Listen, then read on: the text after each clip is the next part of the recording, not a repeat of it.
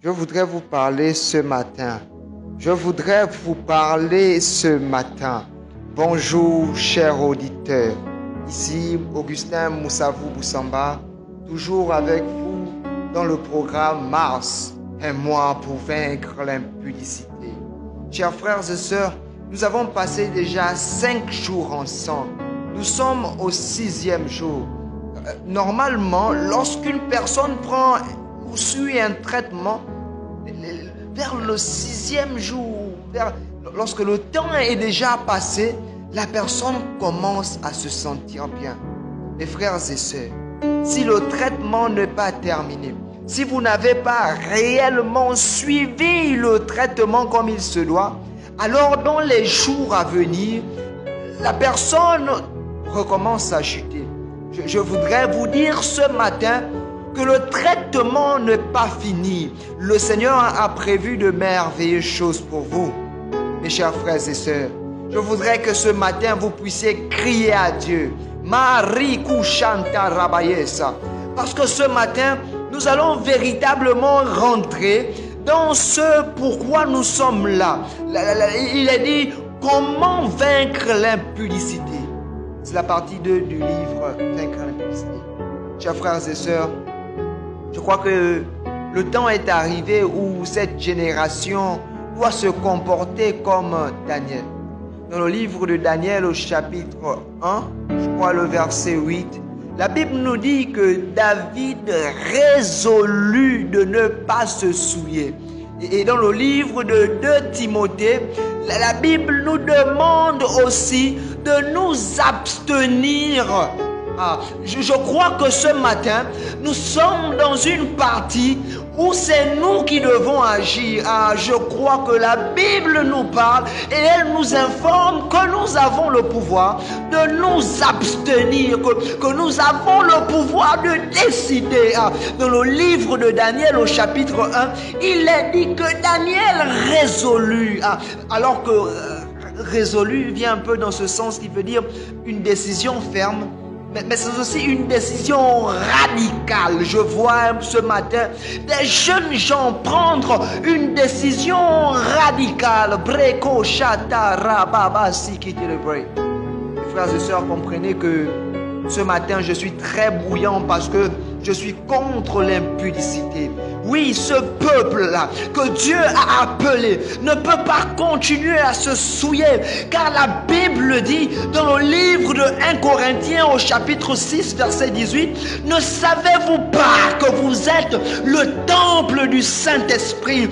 Et est-ce que celui qui pêche, qui commet l'impudicité, ne pêche pas seulement contre le Saint-Esprit, il pêche aussi contre lui-même? C'est la raison pour laquelle vous verrez de nombreux chrétiens qui sont fades, qui ne transmettent pas ce qu'il faut transmettre. Ce matin, je crois que le Seigneur voudrait vous aider à aller de l'avant, parce que comprenez que l'impudicité, c'est d'abord un démon, c'est d'abord un esprit mauvais qui est autour de vous. Je disais dans l'une de mes publications sur la page jeunesse chrétienne que chaque fois que vous êtes emmené à pécher, chaque fois que vous êtes tenté, ce sont des esprits mauvais autour de vous, en agitation, qui vous partagent des paroles. C'est la raison pour laquelle chaque fois que vous tombez dans l'impudicité, il y a une bagarre dans votre esprit. Il y a des esprits qui vous parlent et qui vous disent allez, tombe, cette fois seulement, juste aujourd'hui, et puis c'est fini. Il y a cette voix qui te dit allez, va à la douche. Il y a cette voix qui te dit écris ce message et demande à cette personne de venir à la maison. Intérieurement, tu sais que tu ne dois pas le faire, mais tu le fais quand même. Il arrive ce moment où la réalité est que prendre la décision d'abandonner l'impudicité doit être un choix radical. Et ce matin, je voudrais aborder le chapitre 1 de la deuxième partie du livre Vaincre l'impudicité. Pour vaincre l'impudicité, la première chose à faire, c'est de prendre une décision radicale et se dire que moi, je ne tomberai pas dedans. Même si tu me déchires, je ne tomberai pas dedans. La Bible nous dit dans le livre de Genèse qu'après avoir tenté Joseph plusieurs fois, quand il a vu qu'il ne pouvait plus, il a pris la décision radicale de courir. Et vous ce matin, vous devez prendre la décision d'abandonner l'impudicité. Une décision radicale. Vous me dites, comment vaincre l'impudicité? Mes frères et sœurs, c'est certainement cette question que vous vous posez. La repentance se fait en 3 phases. Reconnaître, avouer et délaisser. Or, délaisser passe par une prise de décision. Pour proscrire un péché de sa vie, il faut qu'on pratique ce qu'on appelle la confession. Cependant, cela ne suffit pas. Il faut également qu'on pratique ce qu'on appelle le délaisser, ce que moi je qualifie de délaisser. Donc, on peut dire que pour vaincre l'impudicité, il faut passer par une étape primordiale. C'est l'étape de la prise de décision. Je vois ce matin de personnes prendre la décision radicale et primordiale d'abandonner l'impudicité. Oui, parce que je crois qu'après avoir vu pourquoi ne plus commettre l'impudicité, la première chose à faire pour la vaincre, c'est décider d'arrêter de la pratiquer. Car pour commencer toute chose, il faut une décision. Mes frères et sœurs, ce matin, il faut que vous preniez la décision d'abandonner l'impudicité. Oui, car si vous ne prenez pas cette décision, alors le combat n'a pas encore commencé. Car on ne peut vaincre que ceux qu'on a combattus. Voyez-vous, lors d'un séminaire au Gabon, précisément au sommet du mont Tabor, organisé par l'Église Alliance chrétienne et missionnaire du Gabon, celle de derrière la prison où je fréquente, un orateur avait fait une déclaration qui m'avait largement marqué. Il faut faire la rencontre avec soi-même. En fait, peut-être que vous ne comprenez pas ce que cela veut dire. Faire la rencontre avec soi-même revient à se questionner, à regarder sa propre vie, à examiner ce qui bloque son avancée. Or, faire la rencontre avec soi-même, c'est aussi ce que dit le livre de Sophonie chapitre 2 au verset 1. Il est écrit ceci: rentrez en vous-même, examinez-vous. Ce matin, je voudrais que vous vous examinez, car faire la rencontre avec soi-même, c'est s'examiner soi-même. C'est rentrer dans le plus profond de soi, en se posant des questions comme: pourquoi je stagne? Depuis combien de temps je vis dans l'impudicité?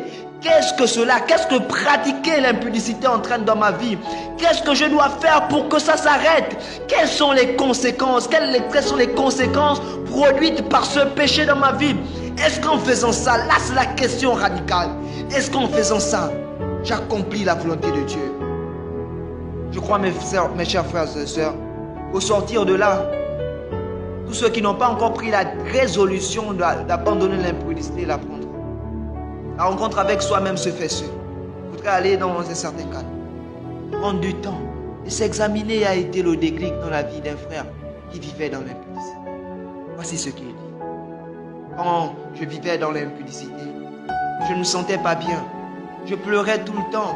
J'avais l'impression de vivre dans un monde où le péché était le roi de ma vie. Suite à cela, je me suis remis en question. J'ai fait la rencontre avec moi-même, je me suis examiné et j'ai reconnu qu'il fallait évincer ce péché de ma vie.